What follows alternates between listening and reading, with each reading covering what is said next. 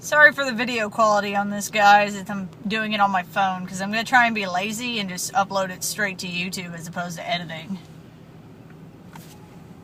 Hello. We just came back from Elimination Chamber. In fact, we're stuck in the garage. So yeah, we're going to try and review what we remember of Elimination Chamber, and I wouldn't be surprised if we accidentally forget a match or two. Okay. We do. First match of the night. The pre-show match. Oh yeah, see? I'd already forgotten about that one. Brodus Clay and Tensai versus Team Rhodes Scholars. The triumphant destruction of Team Rhodes Scholars, because they are dead now. Literally, squashed. Gone. And it's sad. It makes my soul hurt a little bit.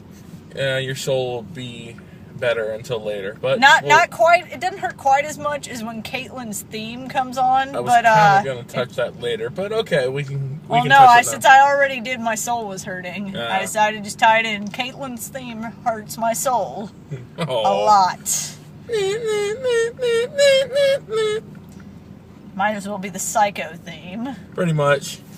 What did you think of the match? Next. I don't mind the tag team, though. I kind of like their tag team. Yes, the Funky Hippos or whatever they want to be called. I just think it's a funny tag team. Granted, we need some more serious tag teams, but anyways, what was next? Heavyweight title match. Alberto Del Rio versus Big Show. This was a really good match. I really enjoyed it a lot. The crowd was really into Alberto. I really thought that most of his cheers were piped in, but they're not. Yes, a lot of C's. Fairly good match. It was C, and But with Alberto Del Rio winning, it was pretty obvious to me who was going to win the chamber. Oh, yeah. Like I said, C. I was like, how did you people see my report card? Next. What is the next match? The next match was... Oh, crap. I'm forgetting. U.S. title? Yes, the U.S. title match. Antonio Cesaro versus The Miz. This match made me realize how much Miz has improved. Oh, yeah. Wrestling-wise. The match was really good and had a lame ending, but really good. I enjoyed it. It did have a lame ending. Sorry, my phone just told me it's about to die. It did have a lame ending of the... Miz accidentally stepped on Cesaro's privates. Exactly. So then he kicks him in the privates at the end. Yeah. So that's how your match ended. Okay, what was next after that? The next match was the Elimination Chamber match. See, he remembers all of this shit. I didn't remember what order it's in. The Elimination Chamber match. I had fun with the Elimination Chamber. Yes. Except for the fact that there was a guy sitting behind us, which if you follow me on Twitter, you will see all of the angry tweets about it. There's this guy sitting behind us. He was on speakerphone with someone. Giant Redneck Man, I have named him, because he was like sitting there going, "Hi, man, Randy Orton, he's doing this. Hey, man. Hey, man. Scott and Chris, you'll get this. Hey, man. Hey, man. Hey, man. Hey, man. Randy Orton's beating up everybody now. Hey, man." Anyways, so he was talking on speakerphone with somebody literally the entire Elimination Chamber match. Just play-by-play. Now Randy Orton's beating everybody up. And it wasn't like good play-by-play. It was like redneck play-by-play. Like, oh my God, he just hit him with like a slam. And he threw him into the cage thing. It was bad. I was tweeting the whole time. I was taking pictures of him behind me on his phone, tweeting the whole time. Hashtag shut the hell up. Hashtag guy behind me. Hashtag Cole would have been better. Yes, I did say, I put two tweets. One was, if I wanted to listen to commentary, I would have bought a headset. And two was, I'd rather be listening to Cole right now. Ding, ding, ding. But yeah, but the Elimination Chamber itself was good. And Jack Swagger won, which I fucking called weeks ago. Yes. And by weeks, I mean last week. Yeah, she did. Honest Engine, she called it. As soon as Zed Coulter came up and started talking about America and everything, I'm like, Swagger's going to win. If Alberto retains his title, Swagger wins the chamber. Which even though I called it, was still shocked. Because Swagger just came back, and they're giving him a World Heavyweight title shot at Mania. So he just had a baby, so he needs the bonus. He needs the money. He needs the diaper money. He does need the money. So yeah, I'm kind of stoked about that. Yeah. Next was... I believe it was the 6-man tag match. Yeah, that we didn't even... We, like, went and got pizza for everyone's entrance. The Shield against Cena, Ryberg, whatever you want to call him. Ryberg. And Sheamus. Although there was a fun spot in the match where like Roman Reigns speared him through the guardrail, and I'm like, oh my god, they killed Sheamus! You bastards! I can't believe Shield won. Yes. I thought WWE was going to destroy this angle. I shielded in my pants. I'm glad you're willing to admit that on camera. It's not that's what you think it means. But yeah, Shield won. Shield won. I can't believe it. Now I have terrible, terrible hat hair. But this CM Punk hat saved me out in the parking lot. Parking lot. I don't know. Are you from Boston now? I don't know where that just came from. At least you have hair to be terrible in a hat. But yeah. I'm going to tuck my ear in here because sometimes if I don't do my hat right, I look like an elf. Alright. So yeah, totally surprised that Shield won. Then next was Dolph Ziggler coming out talking, and then Booker T told him there's a fine line between wasting time and stealing the show. And he proceeds to waste our time with a 5-minute match against Kofi Kingston. We all knew Dolph was going to win. Mm-hmm. And then a beatdown by Big E Langston. Yeah, that was... that was a waste of time. Kristen finally saw Big E Langston's finishing move. What did you think of it? It was retarded. It does look like it hurts Big E Langston more than anyone else. You drop your opponent on top of you. Yes, that really hurts.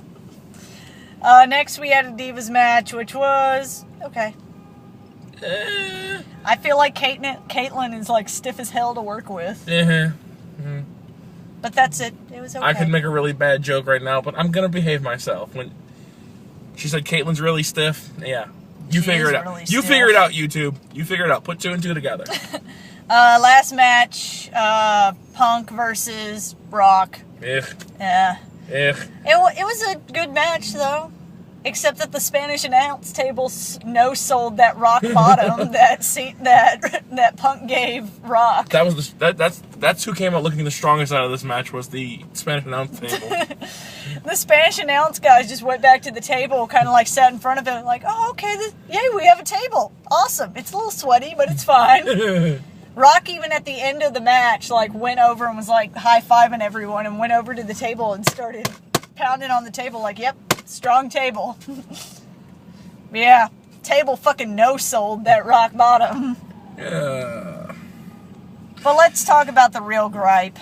Rock winning the belt. Ugh. It left a bad taste in my mouth. We knew Rock was going to win. We knew Rock was going to win. I knew it. He knew it.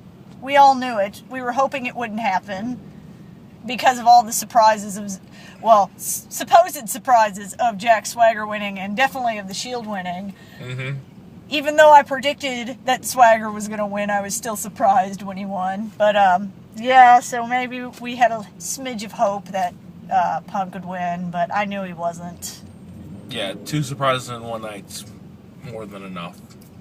But I left a bad taste in my mouth because, okay, granted, I was really mad when Rock didn't show up on that one Raw, but then he proceeded to show up on the next Raw and the next SmackDown. Still, it's a jerk. I don't want to see The Rock. I don't. And then I feel like when he calls Punk a spoiled brat, I'm like, dude, you just walked in here, said you were going to face the WWE champion, and got a title shot. Exactly. No one else gets to do that. This is correct. And they say Punk is spoiled. No. So anyways, overall, Elimination Chamber was really good, and I feel like it would have been better had we left before Punk's and Rock's match. We would already be out of the parking garage. We would already. We've literally moved like 10 feet, maybe. In like 10 minutes. Yeah, 9.47 minutes. Mm-hmm. But yeah, so